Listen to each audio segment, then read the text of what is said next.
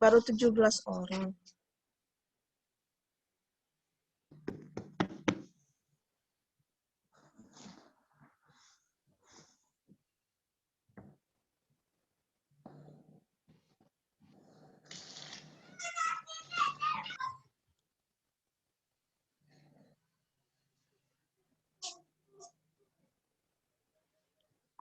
Ada yang di kampus?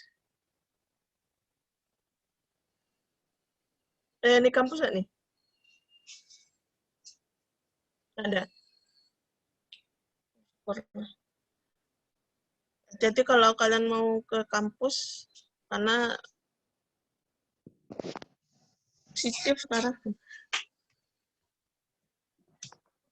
Oke, sepertinya kita mulai saja karena ini sudah lewat dari jadwal 15 menit. Hari ini kita membahas mengenai manajemen keuangan terkait dengan manajemen keuangan kewirausahaan. Nah, sebelum masuk ke materi baru ini, materi sebelumnya itu ada yang tidak dipahami atau ada yang mau ditanyakan?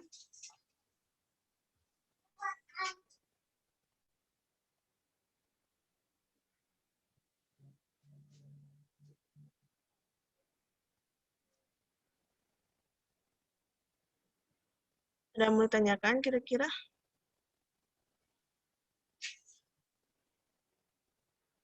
Ingat nggak materi kita kemarin tentang apa? Bisnis plan, Bu.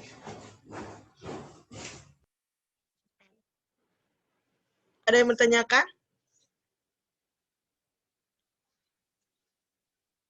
Nggak ada.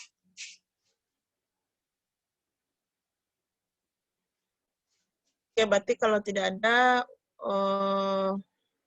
untuk bisnis plan itu saya anggap paham. Oh ya, kemarin saya lupa presensinya. Jadi nanti saya manualkan saja untuk presensinya nanti. Setelah hari ini kita bahas mengenai manajemen keuangan. Di sini kita tidak suatu usaha itu tidak akan lepas yang namanya modal, untung laba seperti itu ya. Terutama untuk usaha-usaha jenisnya jual beli.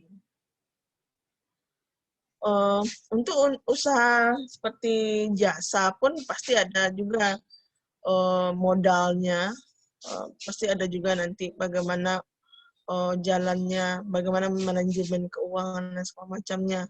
Itu. Nah, itu nanti yang kita bahas di materi kita ini.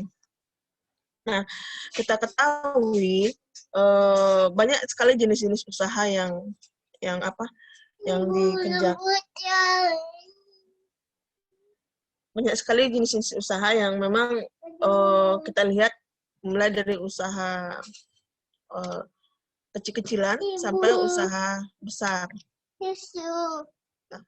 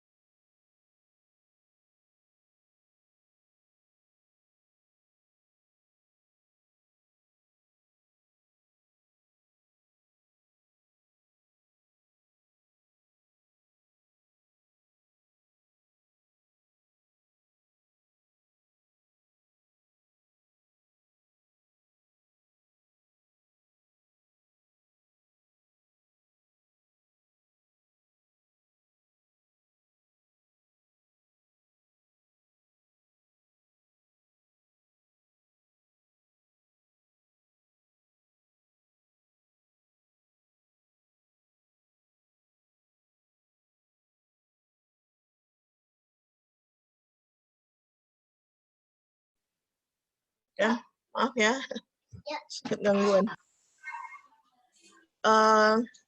Ya, hari ini kita bahas mengenai manajemen keuangan. Seperti yang sudah saya bilang tadi, banyak usaha yang kita kenal, mulai usaha kecil, usaha menengah, perusahaan, usaha jasa dan segala macamnya. Dan itu pasti ada manajemen keuangannya. Walaupun usahanya itu jenis jasa pun itu pasti ada manajemen keuangannya untuk mengendalikan modal, kas, dan segala macamnya. Nah, itu yang akan kita bahas hari ini. Sebelum kita bahas, ini ada video.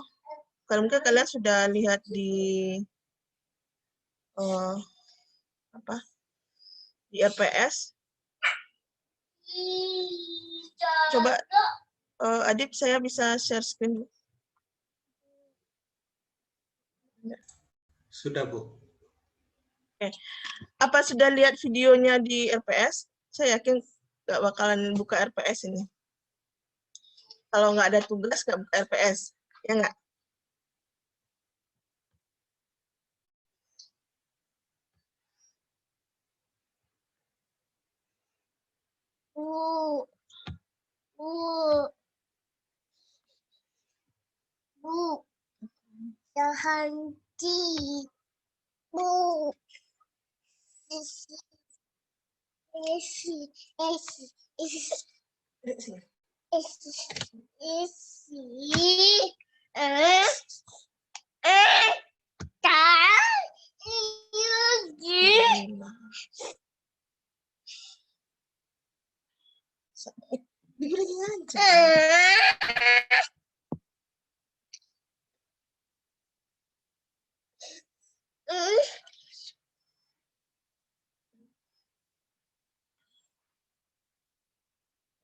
Kita tunggu loading.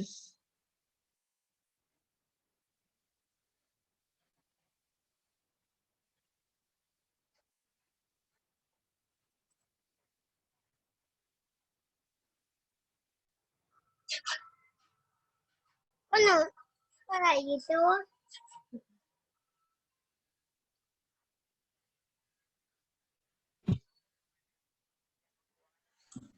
Maaf, Bu, suaranya nggak ada, Bu. Ada ya? Bentar.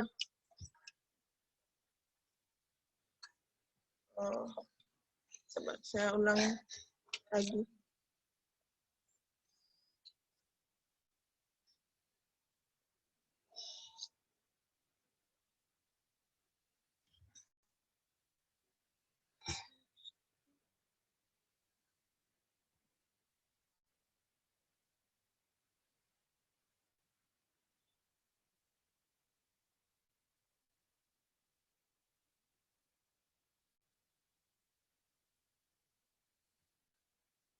Dengar nggak suaranya? Belum, Bu. Belum ya? Belum.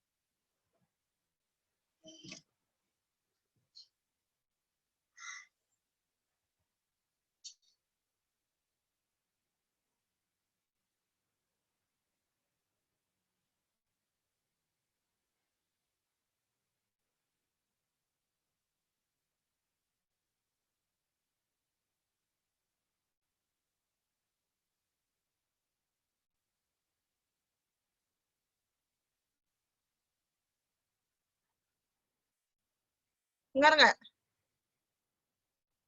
Dengar nggak suaranya? Belum, Bu. Kayaknya download dulu nih.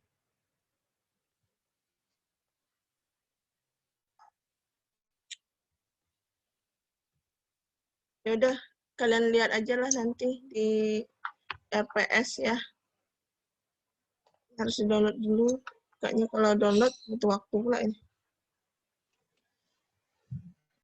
Kita masuk ke PPT saya aja. Sampai sama kok bahasannya. Terkait dengan manajemen keuangan.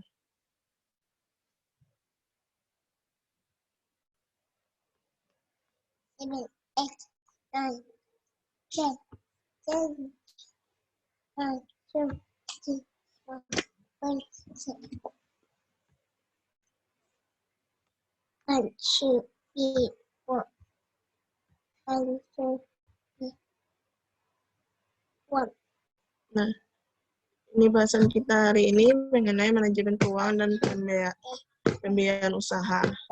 Nah, sebelum ini kita bahas, saya mau tanya dulu terkait dengan pengetahuan kamu mengenai manajemen keuangan ini. Apa yang kamu ketahui terkait dengan manajemen keuangan ini? Atau terkait dengan pembiayaan suatu usaha? Itu apa saja yang kamu ketahui yang berkenaan dengan manajemen keuangan ini? Apa saja kira-kira yang diketahui? Kalau yang saya tahu, Bu, itu bagian dari sebuah perusahaan yang mencatat segala uang masuk dan uang keluar, Bu. Ya, berarti uang masuk, uang keluar, berarti lebih ke ini ya, regulasi keuangan, regulasi pemodalan itu. Oke, itu menurut pendapat Adib. Nah, ada pendapat yang lain nggak terkait dengan manajemen keuangan ini? Apa yang dikatakan dengan manajemen keuangan?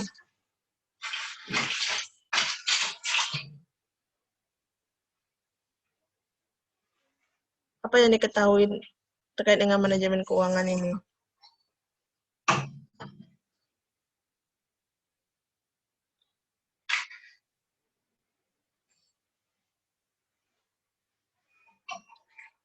Apa Nova? Tahu nggak Nova? Nova Aulia?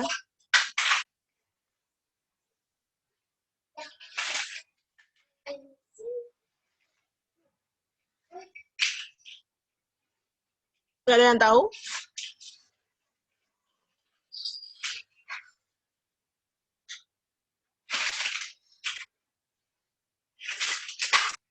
Ya lah. Berarti memang benar ya. Kalau nggak ada tugas, nggak dibaca. Nggak dibuka, nggak tahu materinya apa yang akan dipelajari untuk temuan berikutnya. Manajemen keuangan dan pembiayaan usaha ini terkait dengan manajemen itu, kalau kita lihat ke konsep manajemen itu lebih ke bagaimana pengelolaan keuangan itu sendiri. Nah, kita lihat pengertiannya di sini. Kelihatan? Kelihatan nggak? Kelihatan, Bu. Nah, manajemen keuangan itu membahas mengenai cara mengelola sumber-sumber dana dan mengalokasikan dana tersebut secara efektif dan efisien dalam suatu kegiatan usaha dan atau bisnis. Itu yang dikatakan dengan manajemen keuangan. Hampir mirip yang dikatakan dengan Adib tadi, lebih ke regulasi keuangan, tapi belum sempurna ya. Jadi manajemen keuangan itu bagaimana cara kita mengelola sumber-sumber dana. Sumber-sumber dana itu dikelola dan juga nanti mengalokasikan dana-dana itu apa saja secara efektif dan efisien. Jadi tidak ada mubazirnya gitu. Jadi harus ada peruntukannya, dengan dana yang dapat dana, kucuran dana 10 juta untuk modal. Nah, 10 juta ini tidak semua harus dihabiskan untuk usaha. Tetapi nanti ada dibagi-bagi di plot dana yang tadi 10 juta itu. Umpamanya 5 juta untuk bahan baku, 2 juta untuk produksi umpamanya kan. Nanti kasnya berapa, itu harus itu yang dikatakan dengan manajemen keuangan. Ada pengelolaannya.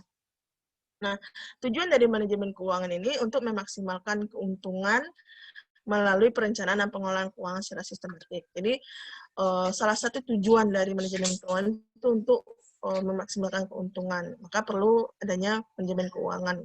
Nah, manajemen keuangan ini biasanya dibuat dalam bentuk pembukuan. Kalau usaha-usaha kecil, namanya kayak warung-warung itu pembukuannya kan di otak saja ya. Apalagi kalau kayak pedagang kaki lima itu pembukuannya di otak saja dia. Tidak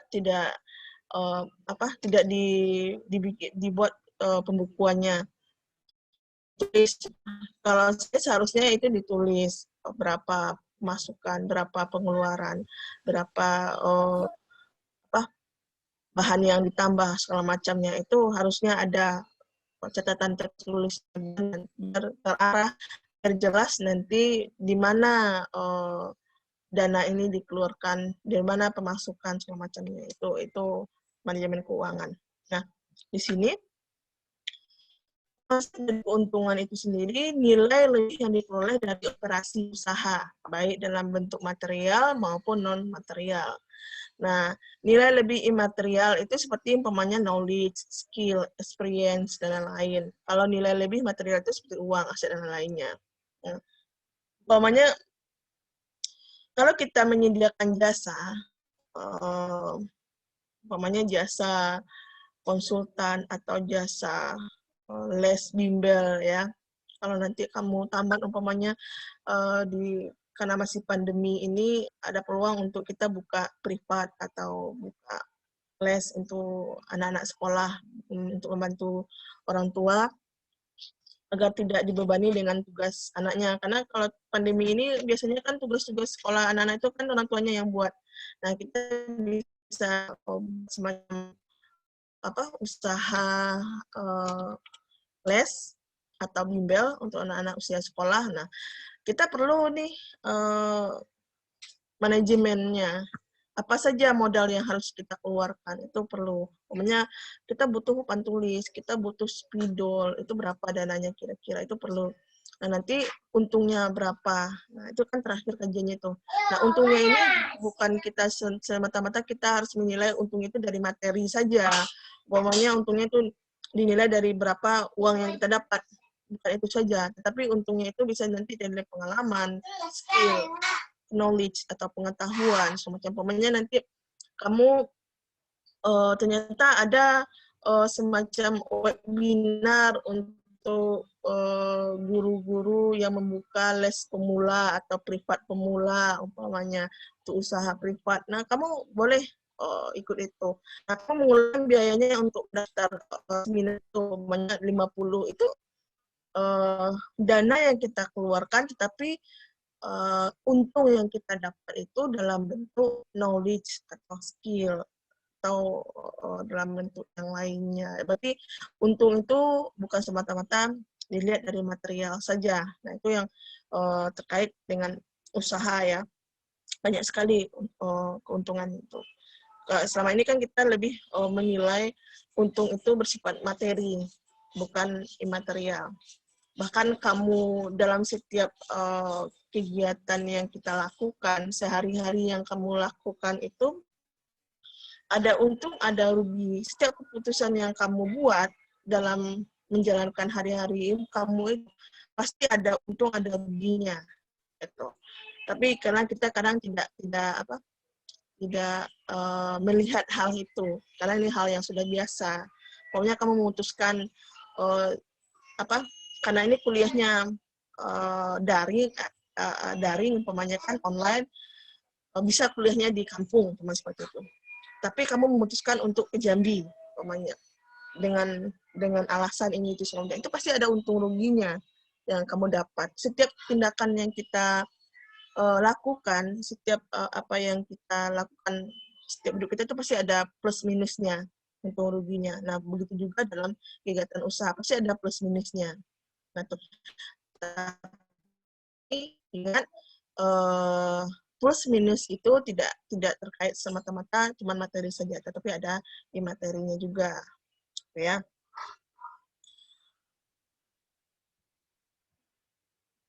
Nah, berikutnya pencatatan keuangan sederhana itu setiap transaksi dalam kegiatan usaha harus dicatat dan disusun dengan baik.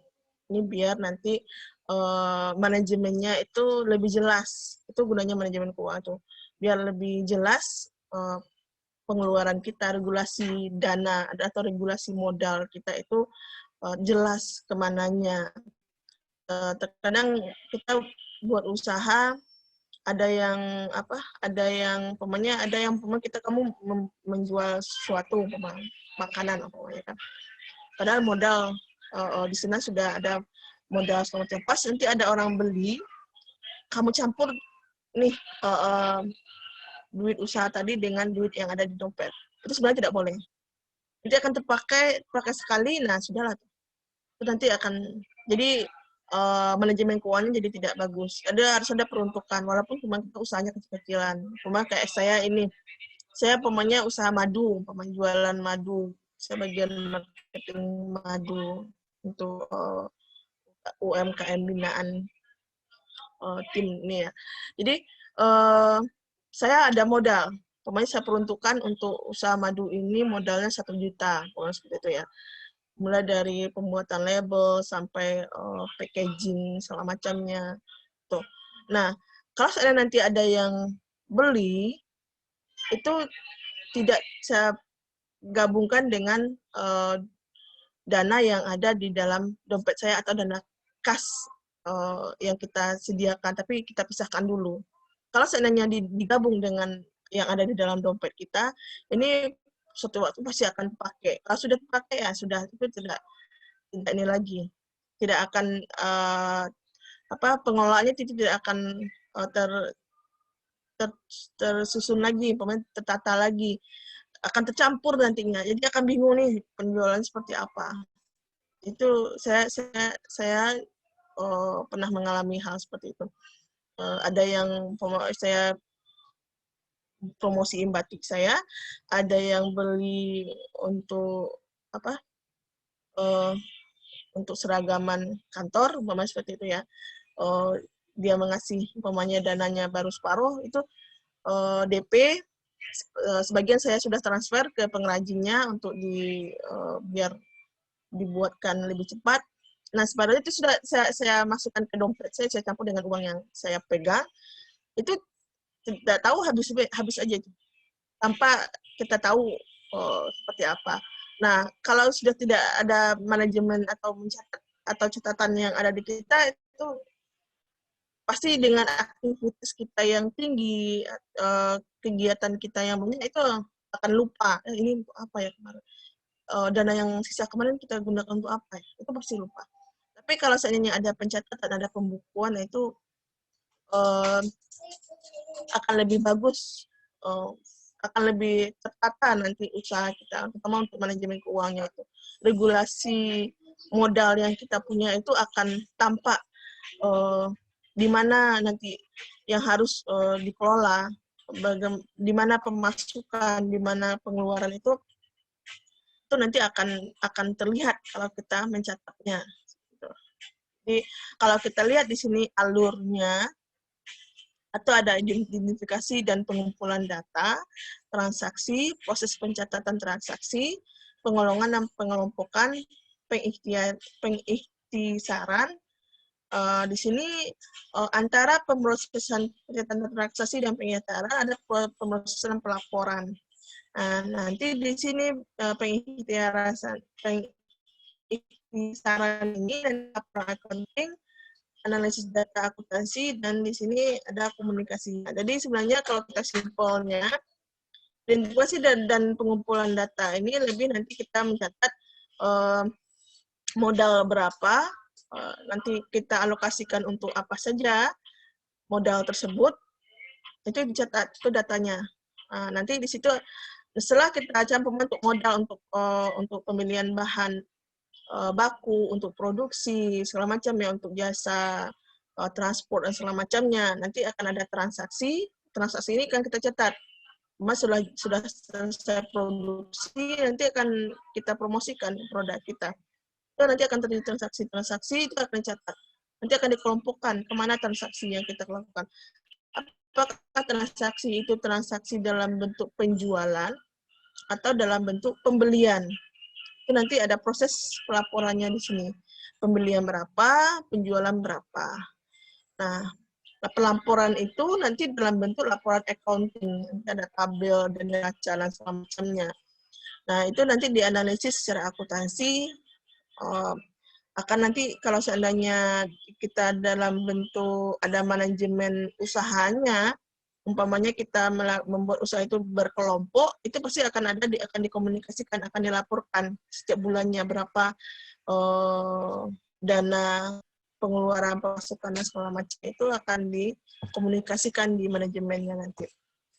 Tapi kalau seandainya kita usahanya mandiri, artinya kita buat sendiri, itu tidak ada pengkomunikasiannya, hanya sekedar kita tahu saja.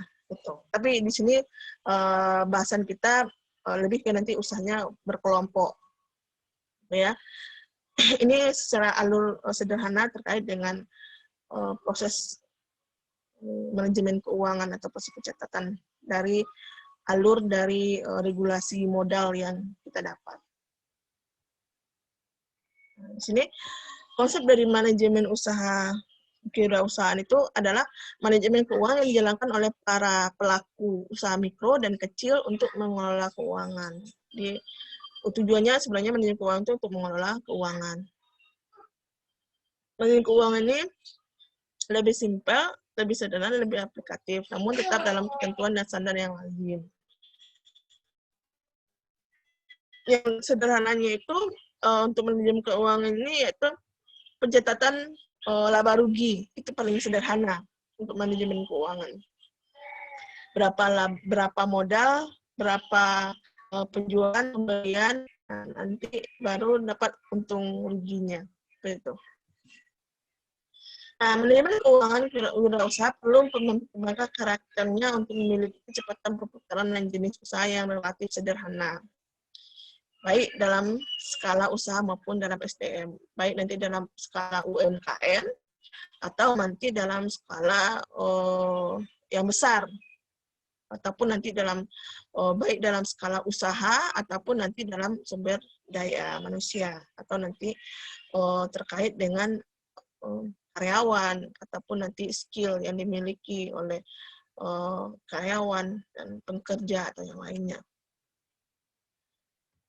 Nah, di dalam manajemen usaha itu, ada manajemen keuangan itu nanti akan kita mengenal adanya biaya yang nanti akan dikeluarkan dalam menjalankan bisnis. Nah, di sini konsep dari biaya itu sendiri pengeluaran yang digunakan untuk memperoleh manfaat. Manfaat dapat diwujudkan dalam bentuk bahan, alat, dan jasa, atau upah, sewa, atau tenaga. Nah, di sini peralatan produksi itu akan memakan biaya. Kalau kita umpamanya kamu menjualan makanan, jualan makan peralatannya apa? Cuman umpamanya ada menggunakan bikin kue, cake, umpamanya ada oven, ada alat-alat lainnya, mixer, blender, dan segala macam itu alat. Apakah mengeluarkan biaya? Ada pasti. Pertama nanti biaya perawatan. Itu akan kita alokasikan ke sana. Nah, jadi setiap biaya adalah pengeluaran, namun terdapat perbedaan pencatatan berdasarkan penerimaan manfaatnya. Jadi, jika belum diterima manfaatnya, sepertinya pembelian harta tetap, biaya disebut dengan deferred cost dan dicatat dalam neraca sebagai harta atau aset.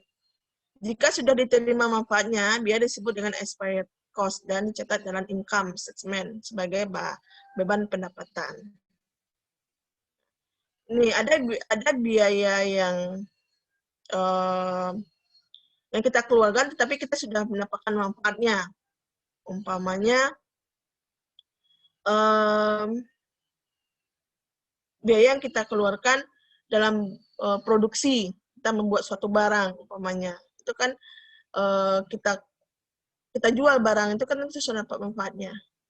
Itu biaya yang dikatakan dengan expired cost. Itu dikatakan dengan pendapatan. Karena nanti biaya yang kita keluarkan untuk produksi. Tadi hasil produksinya kita jual, setelah itu kita nanti akan mendapatkan manfaatnya.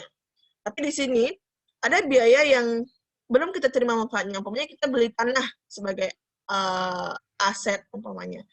Nah, tanah yang kita beli ini belum kita dapatkan manfaatnya, belum ada pendapatan dan segala macamnya. Jadi kalau nanti tanah itu kita sewakan, berarti nanti itu sudah mendapat manfaatnya. Itu beda lagi nanti income-nya.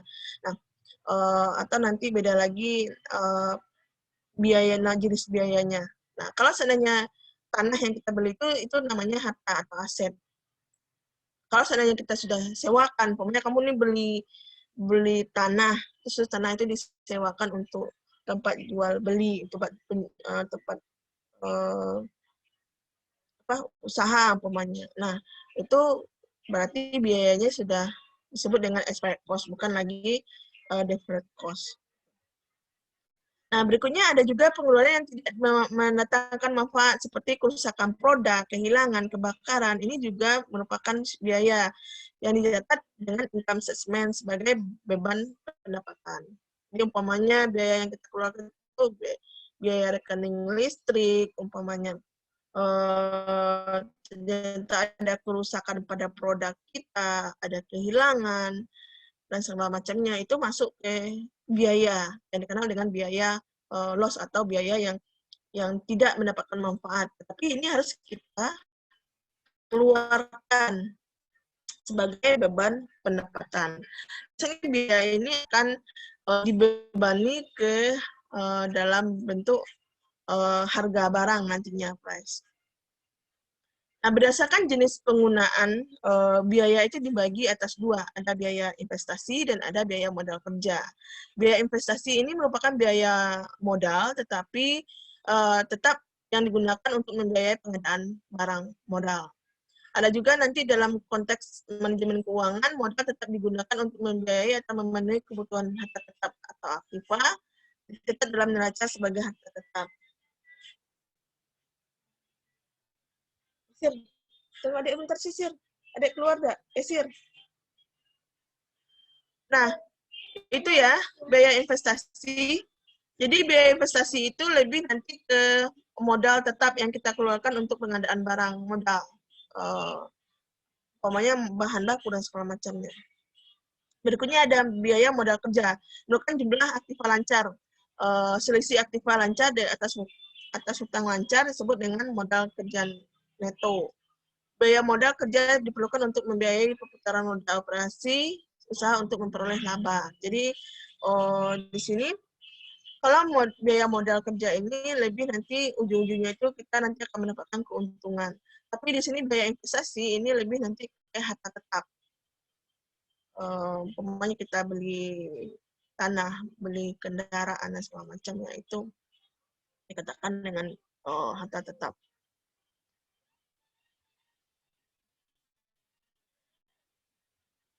Berikutnya, ada komponen investasi. Di sini blok untuk usaha mikro dan kecil umumnya relatif sederhana. Misalnya dalam usaha produksi telur asin. Biaya investasi terdiri dari beberapa komponen antara lain ada perizinan, bangunan, tanah, kendaraan. Seperti kendaraannya ada bisa nanti kendaraan untuk transportasi, untuk pengangkutan barang kita, alat produksi, dan alat pengemas seperti timbangan, wadah, panci, kompor, dan segala macamnya. Dan juga ada peralatan lainnya seperti mesin tik, papan nama, papan merek. Ini dikatakan dengan biaya investasi. Yang di sini biaya investasi ini lebih nanti kita sebagai neraca harta tetap ya. Nah, umpamanya nih, dalam kita membuat suatu usaha itu sebenarnya harus ada perizinan. Umpamanya saya ini jualan madu umpamanya. Saya jualan madu ini sudah saya urus dulu izinnya, izin dagangnya kalau untuk madu, dan karena ini jenisnya makanan yang dikonsumsi, maka saya juga ngurus BP POM-nya agar nanti produk yang saya jual ini memang sudah layak oleh BP POM dan sudah mendapatkan izin untuk diperdagangkan. Gitu. Itu izin yang saya dapat itu menjadi investasi. Jadi biaya yang saya keluarkan untuk mengurus izin tersebut itu dikatakan dengan biaya investasi yang nanti menjadi harta saya terkait dengan izin tersebut. Walaupun nanti umpamanya nih madu yang saya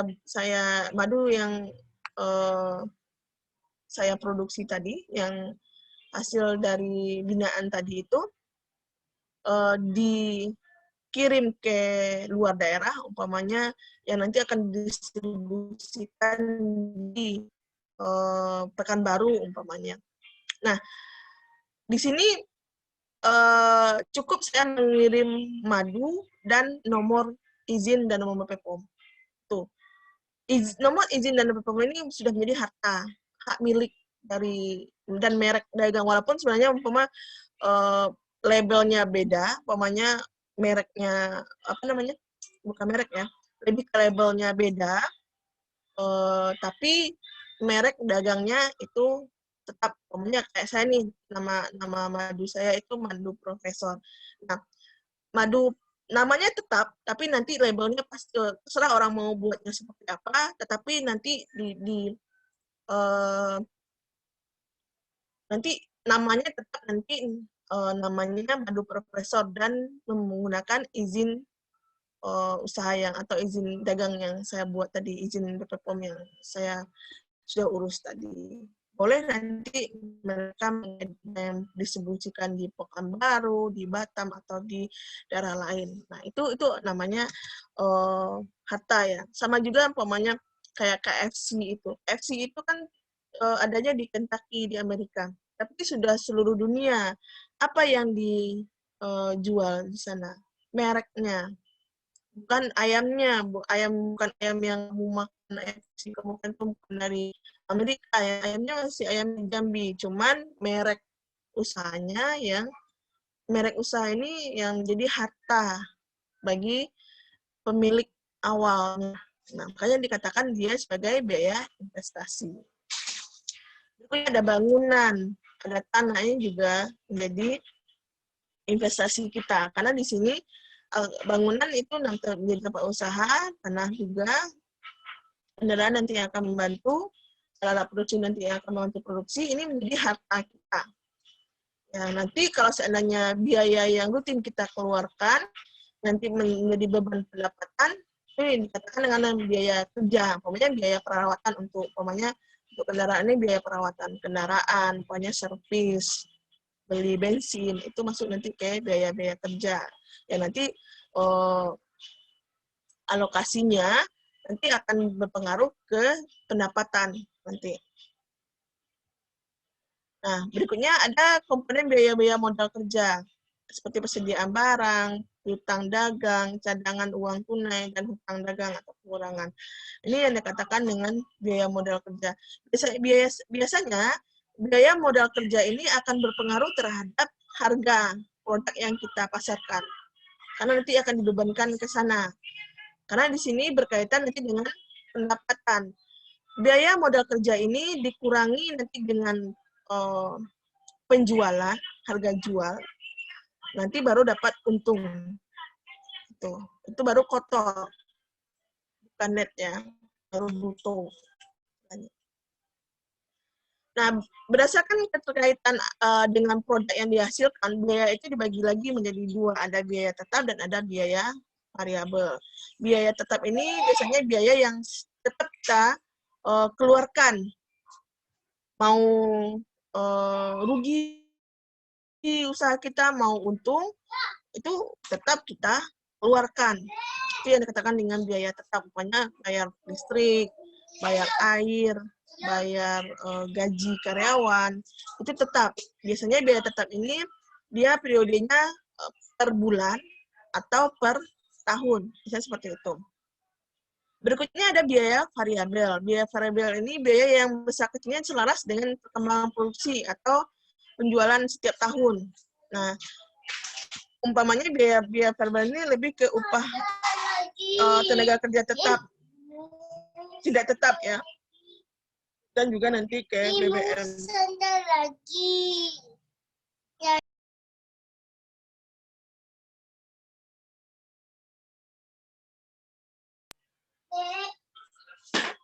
Itu yang dikatakan dengan biaya. Sampai sini ada yang mau tanyakan dulu sebelum saya lanjut?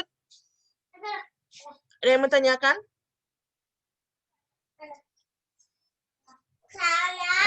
Ya, Bu. Iya. Bu, kan biasanya kan kalau apa tuh barang makanan minuman itu kan ada label halalnya gitu, Bu. Itu diurusnya di mana, Bu? Lebih halal itu di MUI.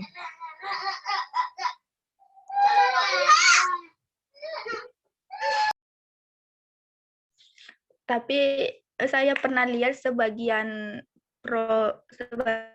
makanan atau minuman itu enggak ada label halalnya, itu kok bisa diedarkan ya, Bu?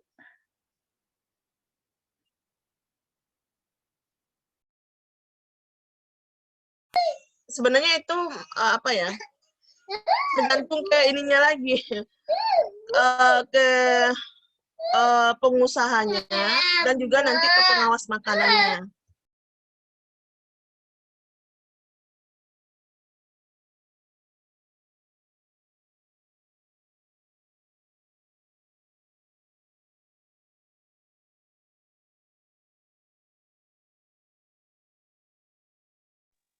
Oh ya, baik, Bu. Terima kasih, Bu.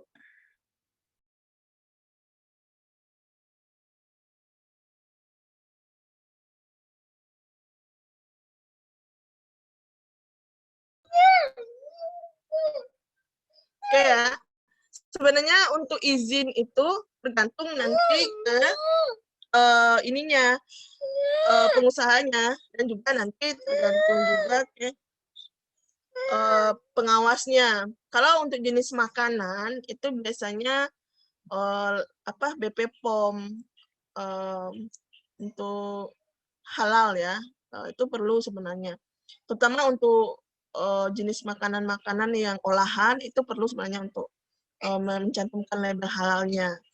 Dan perlu kamu ketahui, ada beberapa yang ada label halal produk, ada juga terkadang kita banyak untuk beberapa jenis rumah makan, rumah makan yang terkenal, yang modern ya, jenis rumah makan A umpamanya, halal.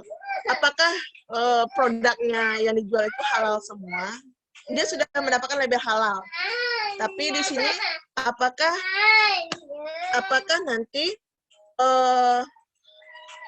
label halalnya itu untuk semua jenis makanan atau beberapa jenis makanan, itu perlu juga nanti kalian antisipasi ya.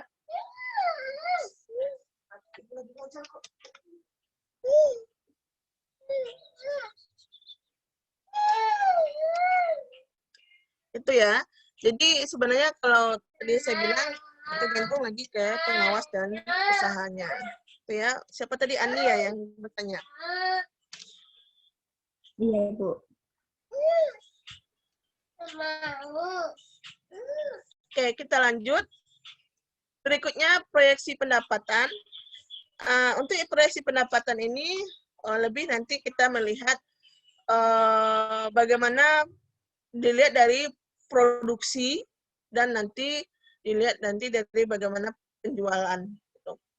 Di sini proyeksi pendapatan lebih ke hasil dari perhitungan proyeksi produk, produksi, dan hasil jual diperoleh proyeksi penerimaan pendapatan penjual selama jangka waktu usaha. Pokoknya kita jangka waktu usahanya per bulan atau per tahun. Biasanya kalau kebanyakan usaha itu untungnya per bulan ya. Berapa sih untungnya per bulan seperti itu. Berapa biaya yang dikeluarkan selama sebulan, berapa untungnya per bulan dia. Gitu. Itu yang dikatakan dengan proyeksi pendapatan. Biasanya lebih ke per bulan, tapi kadang untuk beberapa jenis usaha dia hitungannya per tahun. Itu.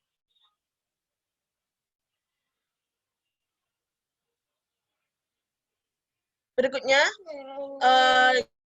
sumber dana. Nah, untuk sumber dana ini, ada dana modal sendiri dan ada dana modal dengan pihak ketiga.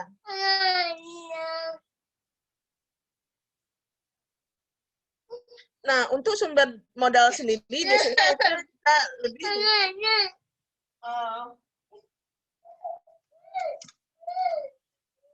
kalau untuk dana modal sendiri ini biasanya kita ya ada investor lain atau nanti kita bisa meminjamkan ke pihak lain. Kalian pernah mendengar modal Ventura? Kalau modal Ventura ini kalau di daerah Jambi itu di depan di samping ini dulu tuh di samping Jack TV ya, yang di depan Jatra, Roket Jatra itu. Itulah kalau sekarang masih ada. Itu bisa peminjaman modal di sana untuk modal biaya sendiri. Ada juga umpamanya sebelum sumber dana itu dari pinjaman dari pihak ketiga.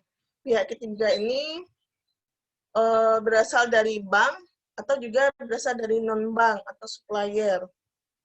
Nah, kalau untuk pinjaman non-bank itu umpamanya beberapa BUMN biasanya dia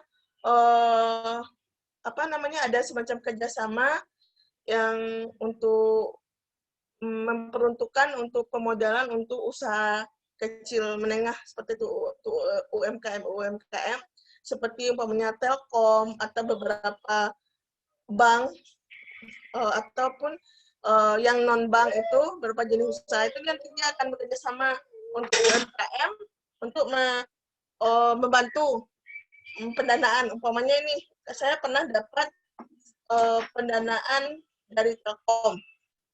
Telkom itu kan non-bank, semacam pinjaman modal usaha gitu untuk modal usaha. Cuma saya nih ada usaha dan suami saya juga ada usaha dan itu udah coba ngajuin proposal ke Telkom. Kebetulan Telkom juga mengeluarkan semacam program kemitraan untuk UMKM, memberikan bantuan modal seperti itu. Dia hitungannya per 2 tahun. Ada juga hitungannya per 1 tahun, seperti itu. Tergantung nanti perjanjian kita dengan pihak ketiga. Jadi itu yang dikatakan sumber dana ya.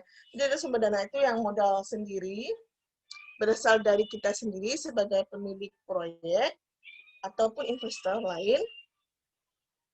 Dan juga nanti pihak ketiga itu biasanya berupa bank atau non-bank, atau kita nanti kerjasama dengan yang lainnya, yang perusahaan-perusahaan yang menyediakan semacam program kemitraan seperti itu.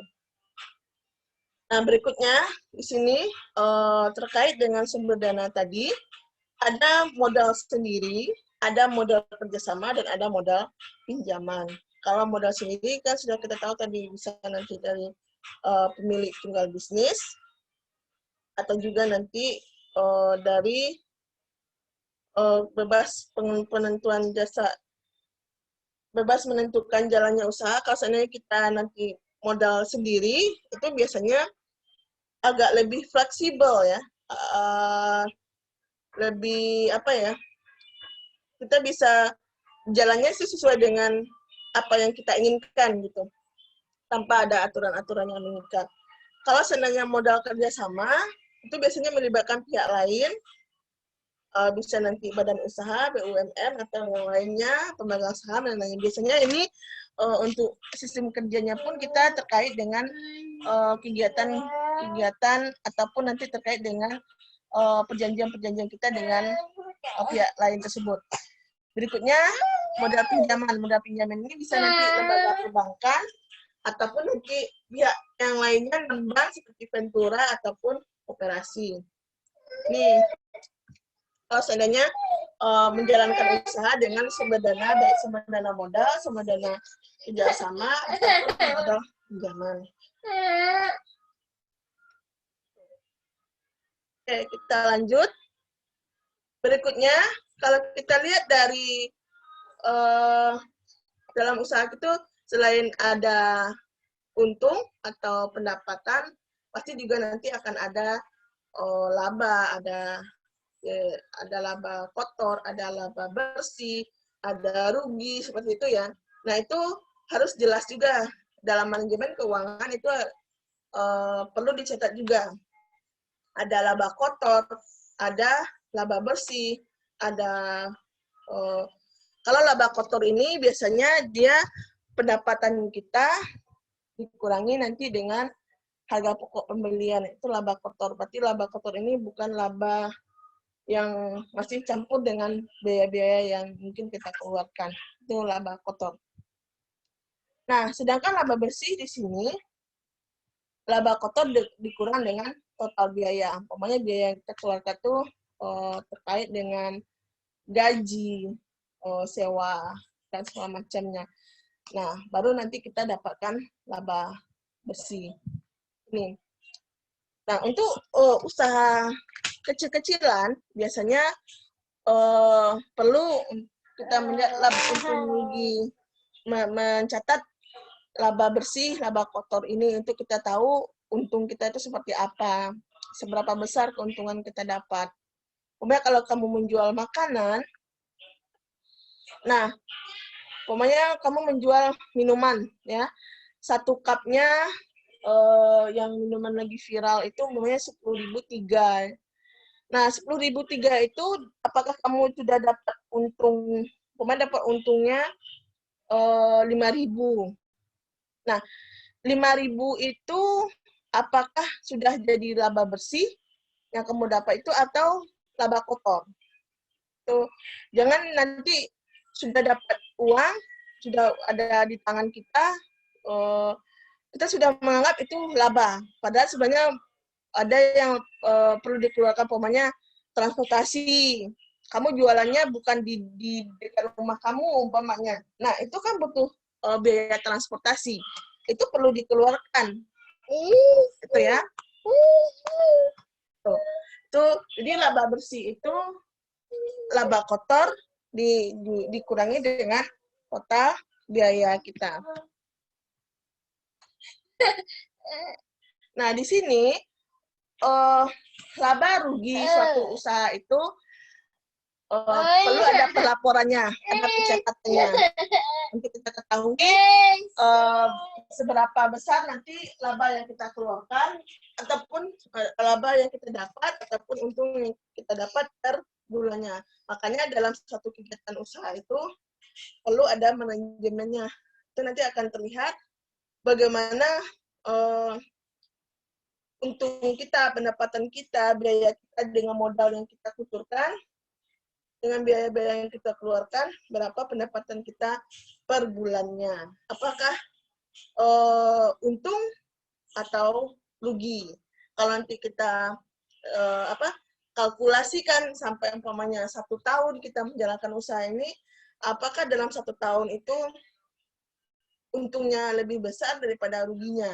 Maka sangat perlu sekali manajemen keuangan ini dalam suatu usaha. Berikutnya, selain nanti dalam manajemen keuangan itu kita mengkaji mengenai laba rugi, modal dan segala macamnya, kita juga mengkaji mengenai kas. Kas ini lebih nanti dana yang kita siapkan untuk suatu waktu nanti perlu ada pengeluaran mendadak, makanya kita perlu ada kas seperti itu. Di sini kas itu daftar yang menggambarkan arus penerimaan kas dan pengeluaran kas suatu perusahaan selama periode tertentu dan yang digunakan sebagai alat perencanaan, pengelolaan, dan pengendalian likuidasi perusahaan. Jadi di sini kas itu bisa nanti arus kas itu perlu dicatat regulasinya. Nanti ini akan berpengaruh terhadap bagaimana perencanaan dan pengelolaan perusahaan. Ada kas operasi, ada kas investasi, dan ada kas pendanaan. Nah, kalau kita lihat di sini, ada 3 komponen dari arus kas ini. Kalau kas operasi, itu segala transaksi dan kejadian yang masuk dalam penentuan laba rugi. Saya kecilin dikit sih.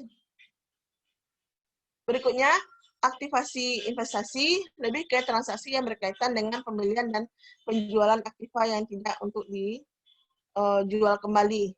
Nah, namanya investasi ya. Investasi berarti tidak untuk diperjualbelikan, tidak untuk mengharapkan pendapatan atau untung di sana.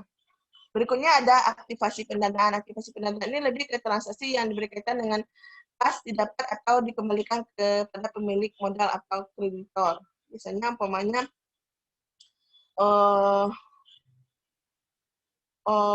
modal yang kita dapatkan tadi itu nanti kita kembalikan lagi ke pemilik modalnya, atau seandainya umpamanya kita ada kredit, itu ada biaya untuk kreditnya dan biaya kredit barang dan segala macamnya, seperti itu. Itu yang dikatakan dengan aktivasi pendanaan yang terkait dengan arus kas itu. Sampai di sini menanyakan? Ada yang mau tanyakan? Kira-kira ada yang mau tanyakan nggak?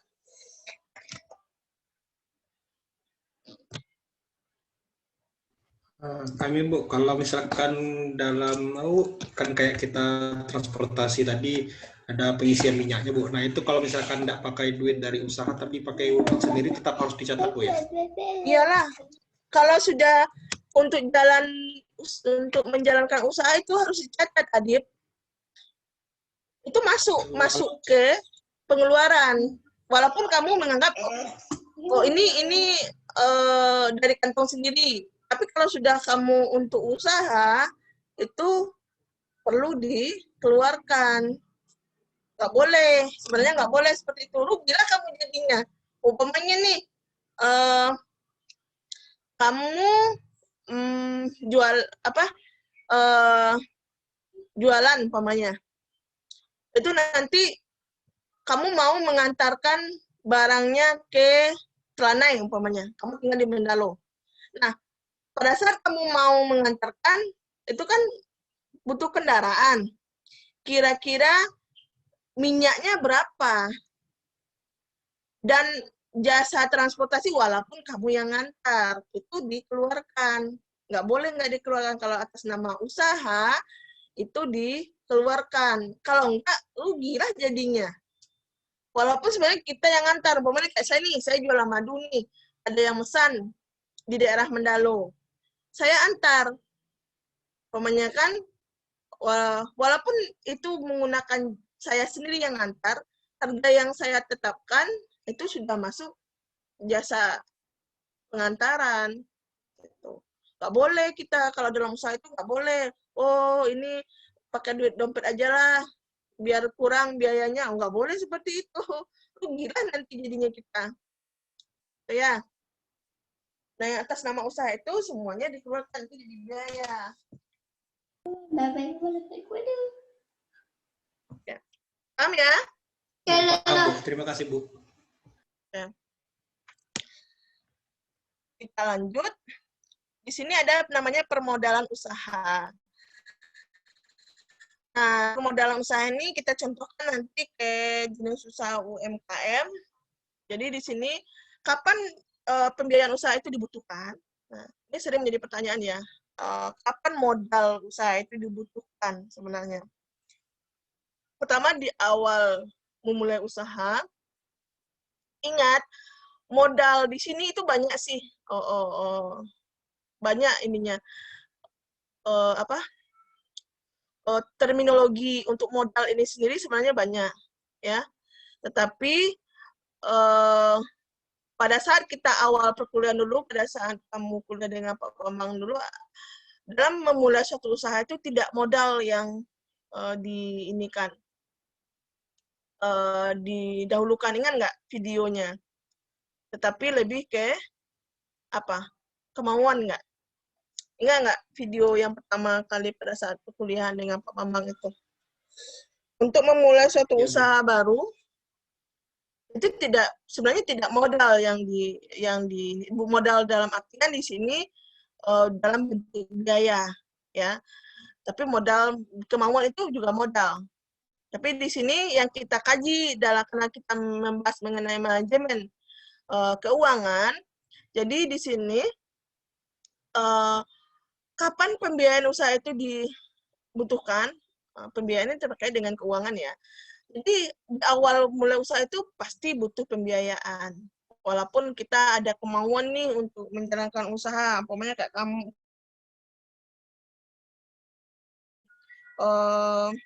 mau buat semacam usaha, mulainya dari rumah online, umpamanya kayak saya ini aja lah, umpamanya saya kan nggak ada toko nih, nggak ada toko, nggak ada tempat, nggak ada usaha segala macamnya, tapi ada kemauan untuk usaha, masa jualan batik, ada jualan madu, umpamanya seperti itu ya. Modal saya pasti saya akan mengeluarkan biaya, maka saya promosi lewat online, itu kan butuh kuota, butuh biaya. Jadi di awal memulai usaha itu kita butuh biaya, walaupun tidak sebesar umpamanya kita harus dapat barang dulu, harus punya tempat dulu, nggak seperti itu. Tapi pasti sedikit banyaknya kita akan memulai di awal usaha kita itu pasti kita akan membutuhkan biaya. Berikutnya dalam pengembangan usaha pasti kita akan butuh biaya. Umpamanya karena produk yang kita pasarkan itu sudah laku di pasaran, kita nanti akan menaikkan nih produksinya. Dari awalnya 50 cup umpamanya, kita naikkan menjadi 70 cup. Itu berarti kan butuh biaya. Berikutnya ketika ada kesulitan keuangan atau financial distress, artinya di sini pada saat kita lagi down usahanya, itu kan butuh biaya. Karena gini, tidak semua usaha itu berjalan mulus. Pasti ada naik turunnya. Nah, makanya dalam usaha kita itu ada modal, ada kas.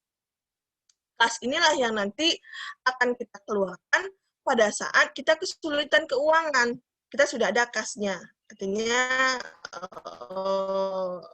modal simpan seperti itu. Ada modal yang disimpan yang dikenal dengan kas tadi, ada modal yang berjalan, artinya modal yang kita gunakan untuk produksi, untuk menjalankan usaha. Nah, di sini pembiayaan itu juga memiliki kegunaan. Ada kegunaan modal kerja, seperti umpamanya biaya yang kita keluarkan untuk bahan baku, biaya tenaga kerja, biaya pemasaran. Nah, dilihat di sini pembiayaan itu kalau seandainya dia modal kerja, berarti di sini pembiayaan itu wajib kita keluarkan, mau tidak mau kita wajib keluarkan.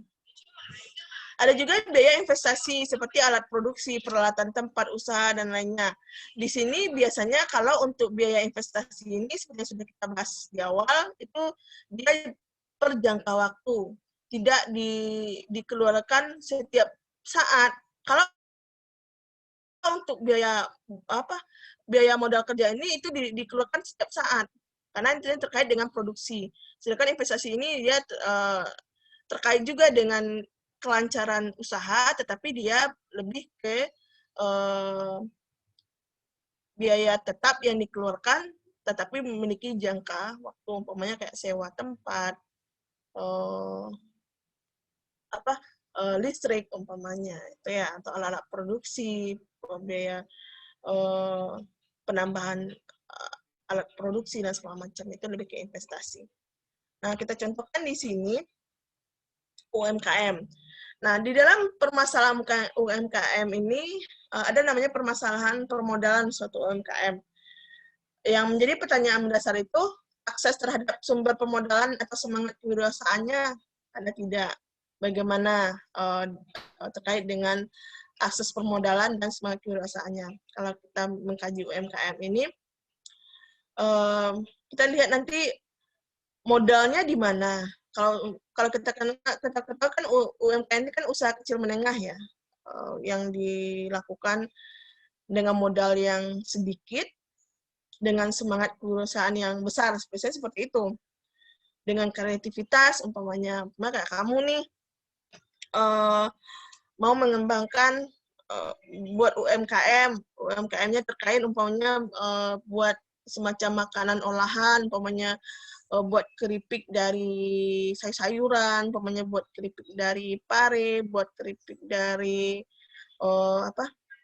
jenis terung atau segala macamnya yang semacam makanan olahan yang memiliki kandungan gizi yang cukup, umpama seperti itu ya, nanti dalam bentuk UMKM kamu berusahanya. Nah, biasanya UMKM ini itu akan terkait dengan sumber pemodalannya, modalnya seperti apa, dan nanti semangat kewirausahaannya seperti apa. Biasanya kalau UMKM ini modalnya kecil, semangat kewirausahaannya besar. Nah, berikutnya permasalahan UMKM yang kedua itu kendala akses sumber permodalan, kelayakan usaha, anggunan, dan legalitas usaha. Bisa seperti itu ya. Umpamanya kalau buat UMKM itu kita nanti lihat dulu kelayakan usahanya. Biasanya UMKM itu kadang-kadang tidak ada izinnya, izin usahanya tidak ada, legalitas usahanya tidak ada. Kebanyakan seperti itu kalau kita lihat di daerah-daerah tersebut, kebanyakan UMKM itu UMKM yang belum memiliki legalitas. Pokoknya kayak menjual penganan makanan daerah seperti yang di Kerinci. Beberapa itu ada yang belum memiliki legalitas usaha. Kelayakan usahanya, umpamanya kelayakan usaha itu seperti MUI, izin PIRT-nya, izin dagangnya, BP POM-nya, itu kelayakan usaha. Nah, itu terkendala di UMKM, misalnya seperti itu. Kalau kamu coba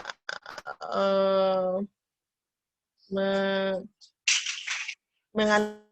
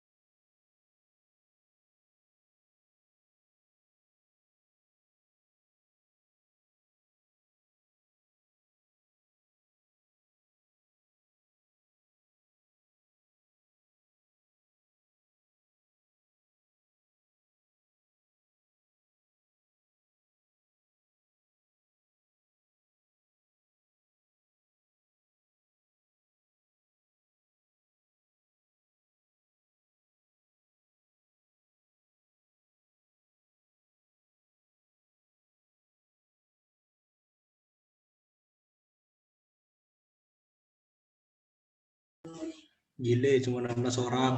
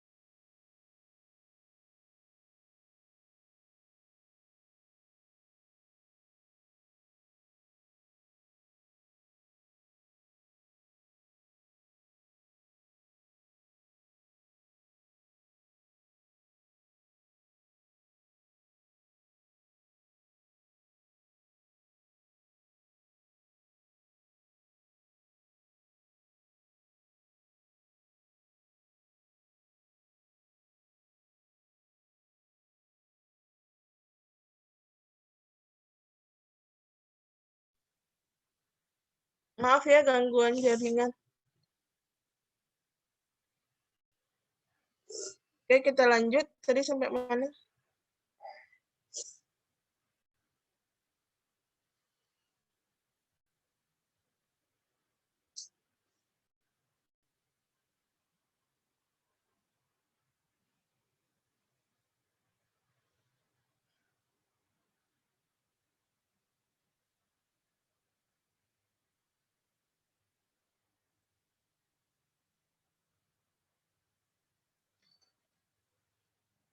Oke, jadi kita lanjut di sini.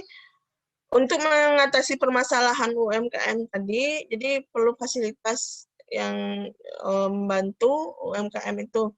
Yang pertama ada dana pendamping, ada program penguatan, dana PKBL, ada fasilitas pembiayaan dari perbankan, atau nanti dari lembaga pembiayaan, atau pun nanti dari perusahaan, atau fasilitas dari perguruan tinggi seperti umpamanya penyuluhan, pelatihan, workshop, segala macamnya. Itu bisa untuk membantu UMKM.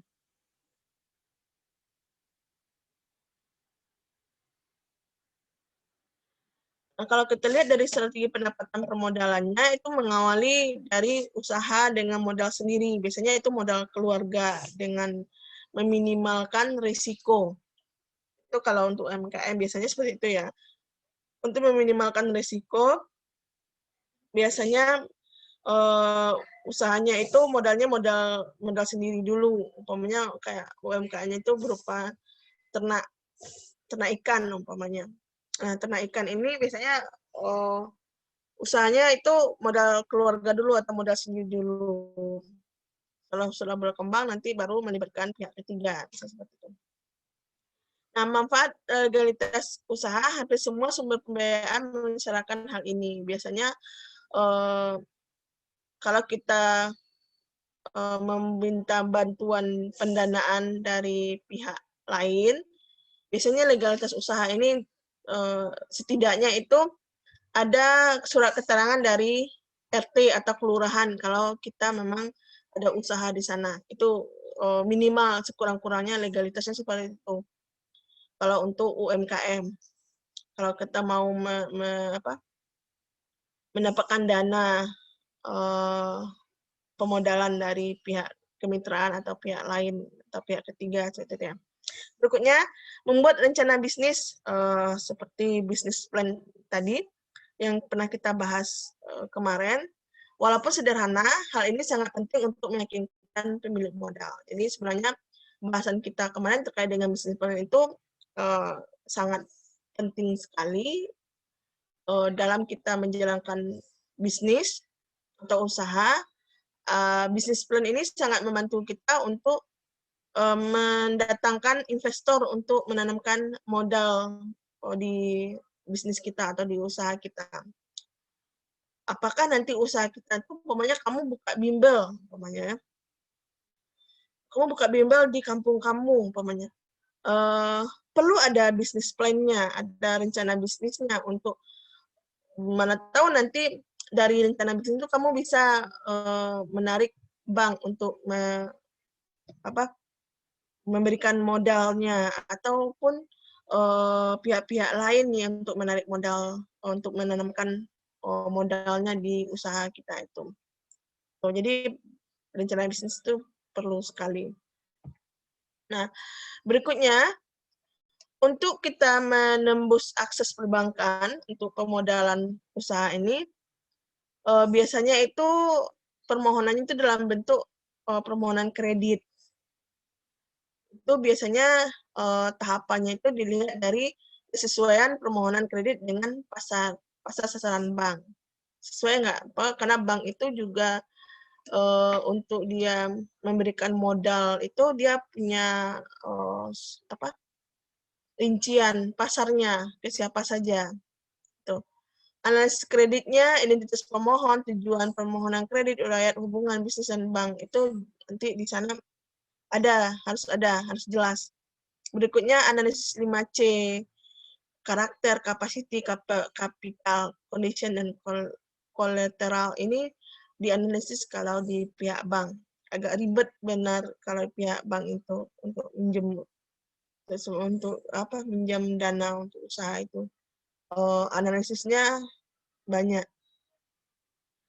Berikutnya, untuk menyiasati kredit usaha kecil, biasanya itu untuk usaha baru hindari pembiayaan dari bank. Kalau kita usaha kecil, lebih baik jangan pakai pinjaman bank. Nah, perbaikan manajemen internal sebelum mengajukan kredit perbankan. Mending kita sebelum melakukan pinjaman, perbaiki dulu manajemen internal kita, terutama manajemen keuangannya. Dianalisis dulu di mana letak kurangnya, di mana kita letaknya butuh suntikan modal, apa penyebabnya. Itu akan ditemukan kalau kita memperbaiki, mengevaluasi manajemen internal kita, terutama manajemen keuangannya. Berikutnya, pertimbangkan risiko kalau seandainya kita butuh suntikan dana dari bank. Kelangsungan usaha seperti apa? Kebanyakan banyak orang yang tergiur minjam uang di bank, ternyata jalan sekian tahun, 1 tahun, 2 tahun, ternyata usahanya itu mulai menurun, bangkrut. Nah, akhirnya anggunannya di bank disita, rumah lah disita, tanah lah disita, seperti itu ya. Nah, itu untuk kita meminjam bank untuk usaha itu harus diperhatikan untung ruginya, risiko yang harus ditanggung. Itu kebanyakan seperti itu. Bahkan pengalaman saya itu ada saudara yang dia jualan sepatu, tas, jilbab seperti itu. Waktu itu 2009, 2010, 2011, 2012 itu rame naik daun ya istilahnya itu. Untungnya banyak. Pokoknya rame lah sampai dia buka 3 cabang toko dalam waktu 3 tahun. Nah, karena tergiur dengan perkembangan usahanya seperti tadi, dalam 3 tahun dia sudah buka cabang sekian toko, akhirnya tuh tanpa menganalisis keadaan pasar, dia pinjam uang sekian ratus juta di bank dengan anggunan rumah. Tahu-taunya baru utang di bank jalan setahun, ternyata mulai nih penurunan penjualan, pendapatan. Orang kemajuan teknologi yang canggih, sudah banyak pasar online sekarang yang memudahkan untuk jual beli dan lain-lainnya. Akhirnya rumahnya disita bank karena tidak sanggup lagi membayar kredit bank. Nah itu, jadi kalau kita punya usaha, terutama usahanya masih usaha kecil, janganlah dulu pinjam di bank. Kalaupun nanti mau pinjam di bank, itu perlu dikaji risikonya. Gitu ya. Nah, sebelum menentukan bank atau jenis kredit yang dipilih, cari informasi sebanyak mungkin. Ini perlu. Pokoknya kalau bank itu dia seperti apa. Kalaupun nanti kamu minjam di BUMN yang lain, itu perlu dilihat seperti apa dia sistemnya. Ketika datang ke bank, mintalah informasi selengkapnya mungkin tentang kredit yang mau dipinjamkan. Ini perlu. Kalau seandainya kita sudah kayak saya nih, saya setiap sekali 2 tahun, itu dari zamannya mertua saya dulu sampai suami sekarang, itu sudah hampir 20 tahun, itu sama dengan kemitraan Telkom untuk pinjaman dana, kemitraan dana usaha UMKM. Nah, untuk kita bisa lancar meminjam itu semua kita harus kaji dulu. Seperti apa dari pihak bank atau kreditornya itu harus karakternya seperti apa, maunya apa, itu perlu dikaji agar nanti tidak menimbulkan masalah di kemudian hari. Dan ini beberapa jenis akses perbankan yang bisa digunakan. Berikutnya ada kemitraan dengan Ventura. Ventura ini biasanya tidak terlalu sulit, tidak sesulit bank untuk persyaratan peminjaman modalnya.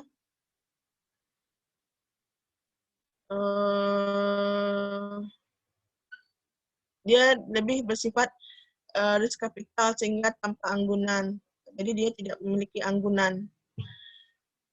Jadi di sini penyertaan saham langsung, obligasi, konsumsi, dan pola bagi hasil. Jadi karena kita tidak ada anggunan, biasanya dia bagi hasil. Umpamanya kita berapa penghasilan per bulannya, itu nanti kita bagi berapa persen untuk pihak Ventura ini.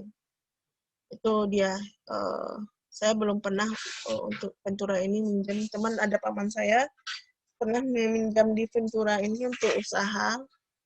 Itu memang dia bagi hasil semacam kayak SHU itu dibagi sekian persen untuk umpamanya dari 3% atau 20% itu untuk Ventura seperti itu. Ini banyak lagi sumber permodalan alternatif yang digunakan kalau kita menjalankan bisnis kecil-kecilan seperti UMKM. Ada pegadaian, ada koperasi, pemodalan dari iklan, relasi bisnis, pinjaman dari kantor, dan lainnya. Nah, ini kalau jenis usaha kita, jenis usaha kecil-kecilan atau UMKM. Oke, sampai di sini ada yang mau tanyakan? Ada yang perlu kita diskusikan terkait dengan materi kita ini? Bu, kalau misalkan kita minjam uang kayak ke keluarga atau teman, itu termasuk yang mana ya, Bu? Biaya sendiri, modal Biaya sendiri. sendiri. Iya. Kayak kita minjam ke keluarga gitu, Bu, ya? Ya, kekeluargaan. Atau nanti kalau seandainya kita kekeluargaan tapi dengan perjanjian, pokoknya nih adik minjem ke sepupu, tapi di situ ada perjanjian kalau nanti ada bagi hasil, itu sudah masuk ke modal pinjaman, perjanjian. Seperti kerjasama. Jadi kita melibatkan pihak lain dengan catatan nanti kita bagi hasil. Gitu. Kalau seandainya cuma minjem, pokoknya adik ini minjem ke kakaknya, tapi nggak ada bagi hasil, itu lebih ke modal. Lebih ke ini ya, modal pribadi ya, sendiri jatuhnya seperti itu. Tapi kalau sudah masuk ke bagi hasil, biasanya lebih nanti bentuknya kerjasama jadinya. Itu. Kebanyakan kalau seandainya UMKM itu, kalau kita mulai usaha kecil-kecilan, biasanya kan biaya sendiri dulu. Nanti kalau sudah kita tahu pasar usaha kita itu seperti apa, jalannya seperti apa, baru nanti ini meminjam uang. Dan orang Cina pun juga seperti itu ya. Cina pun dia sampai berani minjem uang sekian ratus juta di bank itu, dia melakukan analisis dulu. Tidak langsung minjem-minjem, buka usaha langsung minjam itu enggak. Tapi dia lakukan analisis dulu, seberapa pendapatan, segala macamnya, baru nanti bisa meminjam. Ya? Paham? Ada pertanyaan lagi?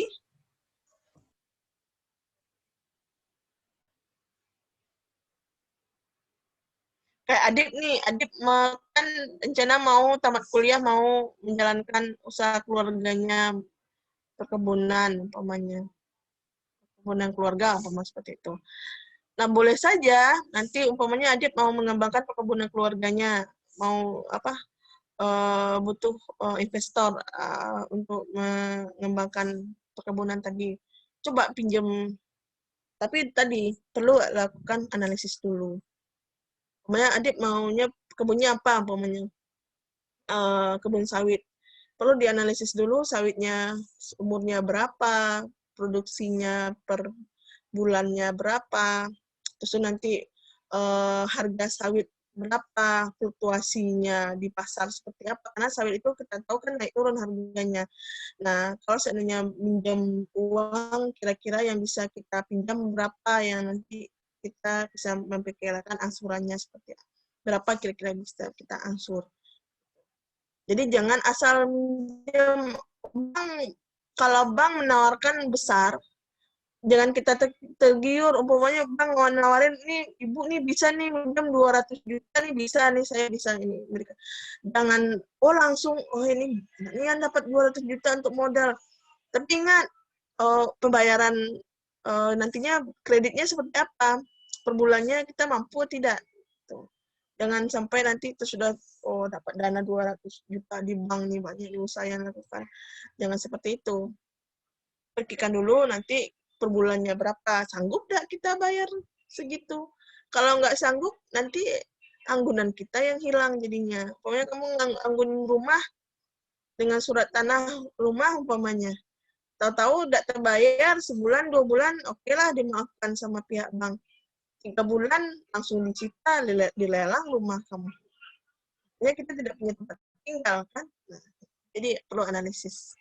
Makanya di dalam suatu usaha itu perlu namanya manajemen keuangan. Dari manajemen keuangan inilah kita nanti akan tahu pengelolaan dana kita itu seperti apa. Apakah kita nanti kita butuh suntikan dana atau tidak, itu dari manajemen keuangan tadi. Kita perlu adanya pembukuan. Ternyata di bulan ini 3 bulan ini sudah kita lihat penjualan naik terus. Ini kemungkinan besar pasar kita makin lama ini makin naik nih umpamanya. Dilihat dari kurva penjualan kita. Nah, ini bisa umpamanya kamu mau mengembangkan usaha kamu nih, ya modal nggak ada. Boleh nanti pinjam modal, tapi tadi lakukan analisis semaksimal mungkin agar nanti tidak menyesal. Karena meminjam itu mudah, bayarnya susah. Ya enggak? Ya. Oke. Saya harap nanti kalaupun kamu nanti punya usaha, tamat kuliah nanti atau mulai sekarang sudah mulai berencana merintis suatu usaha, mulailah nanti membuat manajemen keuangannya. Agar nanti modal yang kamu yang ada itu tidak habis dengan sia-sia, untung rugi usaha kamu itu terlihat jelas, dan nanti apa yang harus dilakukan ke depannya itu akan tergambar dari manajemen keuangan. Tapi kalau enggak, kalau kamu tidak manajemen keuangannya amburadul, nah, otomatis nanti keuangan usahanya itu akan berjalannya sebentar. Ya, ingat jangan campur adukan dananya. Ini dana usaha, harus diplot-plot. Ini dana usaha, ini dana kantong. Jangan campur adukan. Kalau campur adukan nanti kamu untung ruginya nggak jelas nanti. Tuh. Ya, ada yang mau tanyakan lagi?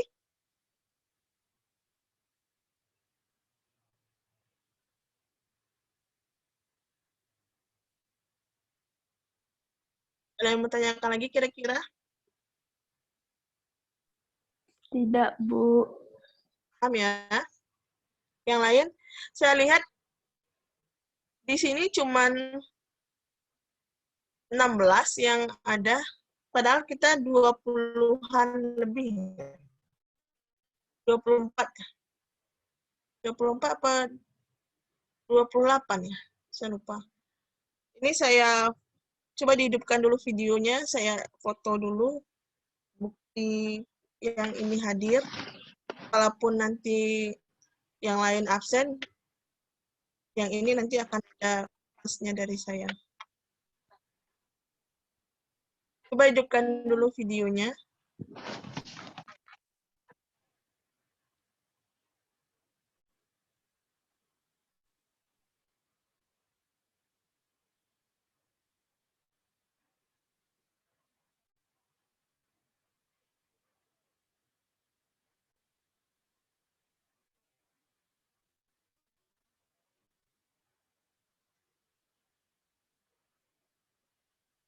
Nailul Ilmi Manaran.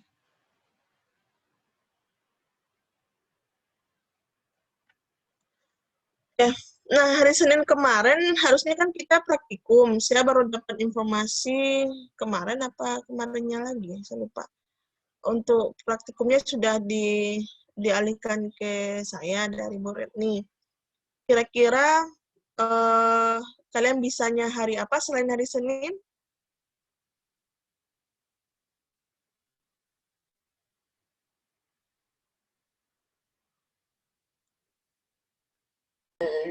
Ada waktu Kak, Selasa, Kamis bisa, Bu. Selasa, Kamis seminar. Oke, nanti saya coba ini dulu. Soalnya Kamis itu seminar biologi. Karena saya tim skripsi waktunya agak tersita di sana. Tapi kalau saya nggak ada menguji itu bisa nanti. Karena kita praktikumnya juga online ya. Jadi tidak terlalu kemarin sama Bu Reni pakai via Zoom praktikumnya. Enggak.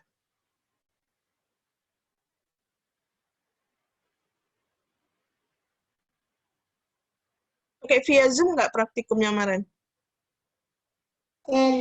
Anda, Bu. Langsung ini kan, instruksinya lihat dari penuntun praktikum. Pakai WA kemarin, Bu. Penugasannya di LMS. Ya, WA group ya. Iya, Bu. WA group instruksinya. Ya. Kalau seandainya malam, bisa. Kan kita juga lewat WA, bukan Zoom. Nanti saya coba lihat dulu penuntunnya. Kira-kira di mana nanti yang bisa kerjakan malam. Itu kan nanti ada limit batas pengumpulan laporannya. Paling kan kalian dikasih waktu seminggu untuk ngumpulin laporannya, untuk di-upload ke ILMS laporan itu. Jadi saya rasa malam pun praktikum nggak masalah.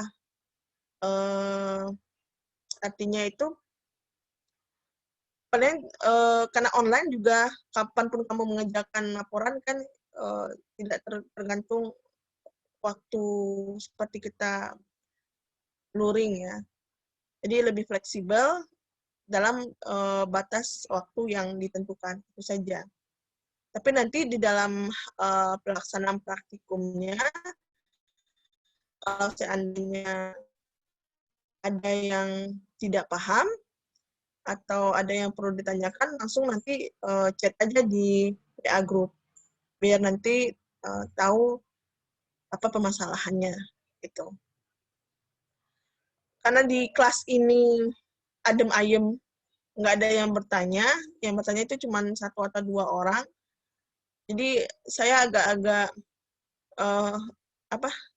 50-50 di sini. Ada yang perlu didiskusikan lagi atau ada yang mau ditanyakan lagi, silahkan. Kalau enggak, berarti kita tutup lagi perkuliahan kita. Mudah-mudahan semester depan sudah tidak pandemi lagi, jadi bisa kembali aktif ke kampus. Kita nggak ketemu lagi ya, ketemunya nanti kamu mengurus proposal. Sudah semester berapa? Semester 7 ya? 6, Bu. Orang 6. Semester 7. Oh, 6. Berarti PLP, habis itu kalian proposal. Nah, mulailah sekarang merencanakan tugas akhir kamu kemana, karena sudah memilih mata kuliah pilihan, itu nanti sudah mengarah ke penelitian kamu untuk skripsinya. Apakah nanti kamu pure penelitiannya pendidikan hewan, pendidikan tumbuhan, atau pendidikan mikro, atau pendidikan lingkungan. Gitu. Ya, coba mulai dari sekarang. Kalau mau 4 tahun selesai, berarti target kamu di semester 7 itu sudah ada proposal. Semester 8 itu sudah mulai seminar, karena kamu tidak lagi seminar hasil, cukup proposal dan nanti ada kompre terakhir. Jadi dalam 2 semester bisa kamu mengejar tamatnya. Kalau mau cepat, berarti semester depan itu kamu sudah bimbingan proposal. Di akhir semester 7 itu, kalau bisa itu sudah seminar proposal, atau nanti di awal semester 8 itu sudah seminar proposal, nanti di pertengahan semester 8 atau nanti menjelang akhir semester 8 itu kalau sudah sidang minimal seperti itu. Baru kalau selesai. Karena sekarang ini untuk angkatan 2017 ke atas, itu tidak ada lagi seminar hasil. Cukup proposal sama ujian sidang, ujian skripsi. Agak dipermudah urusannya. Oke ya, itu sedikit pesan dari saya. Jadi walaupun di rumah tetap pikirkan juga tugas akhir kamu nantinya. Siapa pembimbingnya dan segala macamnya. Kalau butuh diskusi dengan dosen, silahkan siapa yang bisa kamu ajak diskusi dengan ide-ide yang akan kamu jadikan nanti untuk penelitian kamu. Silahkan, boleh. Tim skripsi juga boleh nanti kamu ajak apakah Pak Erik, Bu Raisa, atau nanti Bu Upi, atau nanti saya juga boleh. Ya, kalau begitu, kayak saya rasa untuk pertemuan kita hari ini cukup sampai di sini. Mudah-mudahan apa yang sudah kita bahas tadi bisa dipahami. Kalau tidak, berarti minggu depan kita bahas lagi. Saya harap ada pertanyaan-pertanyaan dari yang lainnya. Jangan Adit terus yang bertanya. Oke lah, saya tutup pertemuan kita. Assalamualaikum warahmatullahi wabarakatuh. Waalaikumsalam warahmatullahi wabarakatuh. Waalaikumsalam warahmatullahi wabarakatuh. Terima kasih, Bu.